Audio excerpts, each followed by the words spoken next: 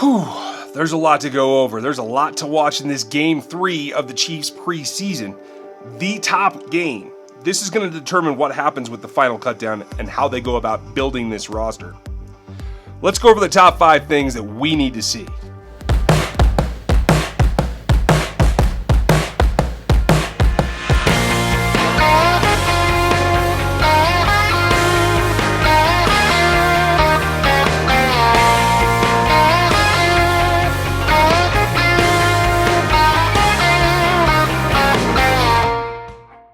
Welcome back to RGR. I'm Ryan, and I'm going rogue on the Chiefs and the NFL all over the place, and we have a lot to talk about. Been writing down my top 5, and honestly, I'm having a hard time nailing it down. So we'll get to that in a second, but if you're new to the channel, make sure you hit the subscribe, hit that bell for the notifications when you know something goes up. Sometimes I do in-studio stuff like this. Sometimes I do live shots. Sometimes I'm out and about, so you just never know. If you have a comment, you got to start it down there so that we can have the conversation. It's great talk around here, and I appreciate all of you regulars that are here and making comments. And, you know, at the end of the day, if you like what I'm doing, leave that thumbs up on this video and all the other ones as well. So we got to get down to how do we narrow down what's going to make a difference for this team this season? And there are a number of things that we can go over. There's been a little bit of churn this week. This is kind of like building up. This is the top of the mountain, and then they kind of fall off and settle out for that week 4 where you're trying to develop backups and find out what you have at the back end of the roster. But for the starters, for the guys that are going to be on the field week 1, this is it. So that said, number 5, who's going to be the backup tight end? Now, we saw Deon Yelder get an ankle sprain. Not sure how severe that is at this point. It was definitely in a boot post-game 2, and that's never a good sign, but still calling it a sprain, have not done anything with relegating him to IR or anything like that. So I'm feeling confident like he can still come back. The question is, do you keep a guy like that or do you try to get him to the practice squad? I think he's shown enough that somebody might try to pick him up, so it's a dangerous proposition. Same thing goes with John Lovett. We haven't seen him practice yet either, still with the shoulder separation, and another guy that they could try to stash, but it's a risky maneuver. So that leaves Blake Bell, who's kind of had an up and down preseason catching the ball, but looks good as a blocker, can certainly contribute. He looks quick, although, I mean, nobody's Travis Kelce, but he can contribute and he can be that second tight end. And I think this team wants to use the second tight end. So we're going to have to figure out exactly what they have in him. Nick Keizer, I think he's a long shot. I think it's either going to be Bell and Yelder or just Bell at this point, but he's got to solidify it. So that's the number 5 thing that I want to see. For number 4, I'm going to call this Mo and the Youngins, because that's kind of how it feels. Since acquiring Mo Claiborne, and that's the term that we used at camp, and I think we're going to stick with that. You hear me, Josh? Acquiring Mo Claiborne changes the landscape of the Chiefs cornerback group. In that, there's another guy with a lot of experience, a guy that can play outside, can play inside if he has to, but gives you a guy that can kind of take over and give yourself a little breathing room, particularly for Charvarius Ward. And I'm not saying that he's going to be that guy that comes out. Honestly, this game is going to be part of what contributes to that, as well as the first 4 games, because you don't know who's going to be there, who's going to perform without Mo. Mo's going to come back week 5, so you have those 4 weeks to figure it out. But in the meantime, there's going to be some rigmarole with making the roster, having someone on there, having Mo to then drop to come back, and the whole 9 yards. So what you have to do is focus on the young guys, because while he's out, you have to fulfill that spot. Wade started out hot and has cooled. Herb Miller started slow, but he's coming on. He had an up-and-down game against the Pittsburgh Steelers, played well early and kind of wore down, I think, both physically and definitely in focus. I thought he faded a little bit in the Steelers game, gave up that touchdown, and really didn't look that great in the second half. So that's a question mark as well. I remember I heard a loud voice in the back. It was like he was kind of, enthusiastic and assertive. And I looked back, and it was Herb. And where I'm trying to go with it is it wasn't too big for him right from the beginning. Like he didn't have any problem stepping up in there and doing his job. He's vocal. He's not afraid to make a mistake. I recognize that right away. He's got a long way to go, but I think he's done some good things. He's an impressive football player. Then you have the 2 guys that you spent capital on in, well, draft capital in one and money capital in the other, as well as taking a risk. And that's Fenton and Fields. Those two guys, I think, have to make a push. They have to show up in this game 3 in order to climb back up there with Miller and Wade and try to be in the mix to make this roster. They're going to have to use a few of them, at least while Mo's out, and then they can try to decide that afterwards. I still feel like 6 corners may be the way that they go. If they just don't feel like there's enough separation between those guys, I think either Fenton or Fields can probably make the practice squad.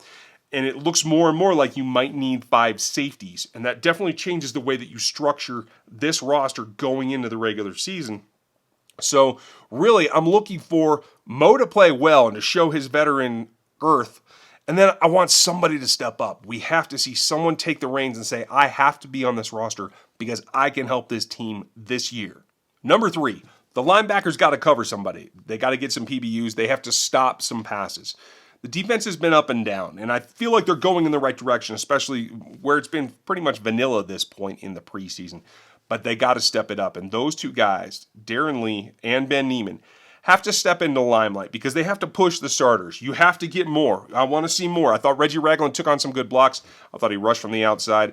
I think he blitzed well, as did Damian Wilson. I felt good about him. I think Hitch is still kind of rounding into shape. I'm not sure that he's there yet. But both those, Ragland and Hitchens, need to get pushed. And those young guys have to do it. I think Darron Lee has shown some spark. And I do think that he's a guy that's definitely going to be the first one in. We've seen him play so much this preseason that I think that's a foregone conclusion. So when they go to the nickel, they're still searching for that package. They're going to be rotating quite a bit to find out who they think can run that nickel. I feel it's going to end up being Lee and maybe Wilson of all people. I know that sounds strange, but that's the way it's looking right now. And then it comes down to Ben Niemann can fill in at all 3 positions, in my opinion. And I think that he can do it well. He's going to push for time, too. Should someone falter, should someone fall down on the job, I think Ben Niemann's going to be there to pick up the slack. And I think the last guy, if he wants to make this team, if he wants to say you have to keep 6 linebackers on this 53-man roster, Doreen O'Daniel has to do something. I don't know how many snaps he's going to get. That's going to be the problem. But he has to make the most of what he does. I thought when he was in against the Steelers, he played pretty well, but I'm not convinced that he's done enough to make the roster. It could be a position where they squeeze and go down to 5, even though I don't recommend that at all.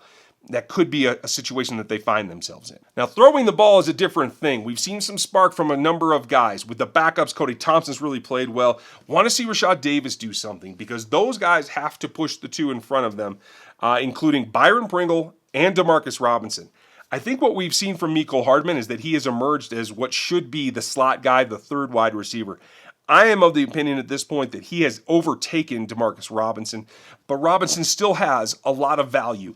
He knows the offense. He has come up with some big plays in the past, but I just feel you can't hold back Hardman's speed from this roster, especially week 1. Hit them while they're not ready for it. And until you get on the field with Hill on one side and Hardman on the other, they're not ready for it. That's what they got to see. So I'm looking for somebody to step up. Whether it's Robinson and tries to claw back some of his playing time, I think that could happen. I want to see Hardman continue to move forward, and I want to see those guys push from behind them to see who's going to take that spot that Kemp has given away. With Dat in the fold now, that's a question mark. Can you produce? Can you push Pringle and produce more than him? He's been a little bit off lately, so there's a lot to be answered with the backup wide receivers as well. And the number one thing I want to see is that Andy Reid has this team prepared to play. On offense, come out, run your offense, score your points. Don't dilly-dally like we saw in Pittsburgh. Don't get frustrated. Make your adjustments and get it done. This team should be up by 17 points at the end of the first half. It shouldn't be anything but a foregone conclusion. That takes both the quarterback being intense, it takes Andy Reid being intense, it takes them figuring out the couple of wrinkles that they've had to figure out, but there's no reason that they shouldn't be able to put up that kind of gusto against these 49ers. And on the flip side, the defense has to come together and do its part. It has to get stops. I don't think Garoppolo's a premier quarterback at this point, especially after we saw last week, but I think this defense has to put some pressure on him. I want to see guys get home. I want to see a little bit more of that rotation. It was about 50-50 split between man and zone last week, and I think they're going to do a little bit more of that and show a couple more wrinkles just so they can get used to doing what they have to do week 1. I want to see more blitzes, and I want to see that defense get off the field on 3rd down. So really, number 1 is The team has to work at all the things that go into building wins in the regular season. And that's really where it's at. Those are my top 5. What are yours? Let me know in the comments. If you're not subbed, hit that one and the bell so you know what's going on around here. And leave a thumbs up if you like this particular video. Want to say a shout out to everybody who's been helping out. I hope you've enjoyed the preseason with our friends around YouTube and around the podcast. Check that out as well. And I'll be back after this. Next week we'll do the regular live and everything else. And I have a couple of tricks up my sleeve as well. So check out these videos and I'll check you next time.